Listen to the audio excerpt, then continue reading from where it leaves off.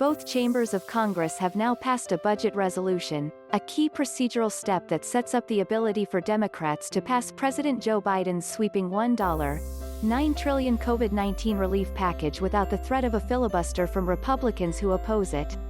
The Senate passed the budget resolution early Friday morning 51-50 on a party line vote after Vice President Kamala Harris showed up at the Capitol to break the tie. The House passed the resolution later in the day Friday. The House had already passed the budget measure earlier in the week, but because it was amended in the Senate it needed to go back to the House for a final vote. Passage in the Senate followed hours of voting on amendments in an exhausting ritual known as a vote-a-rama, when senators can theoretically offer as many amendments to the budget resolution as they desire.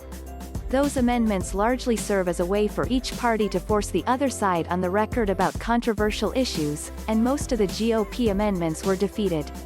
But the process also highlighted some bipartisan consensus. One of the more significant amendments came from a bipartisan group of senators, led by Democratic Senator Joe Manchin of West Virginia and Republican Senator Susan Collins of Maine, that would prevent upper-income taxpayers from being eligible to receive $1.400 COVID relief checks. While the amendment was adopted 99-1, it is not binding and does not mean that the eligibility requirements will be changed in the final COVID relief bill. But it expresses broad consensus to make the changes. On one closely watched issue, Republican Senator Joni Ernst of Iowa offered an amendment to prevent a hike in the minimum wage to $15 an hour during a pandemic.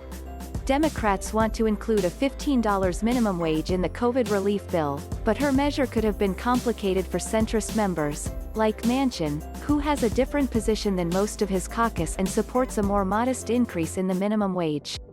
But before a roll call vote was called, Senator Bernie Sanders, the Vermont Independent who is the chair of the Budget Committee and a champion of the $15 minimum wage, intervened and said his proposal would actually make the jump to $15 over 5 years, not right away as Ernst had formulated in her amendment.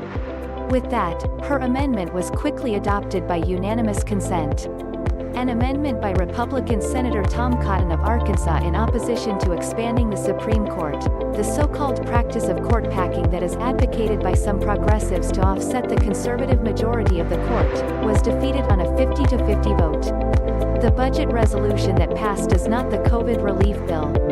It simply sets the stage for Democrats to be able to use a process known as budget reconciliation to pass the relief bill on a party line vote, possibly in late February or March, after the impeachment trial of former President Donald Trump is complete in the Senate.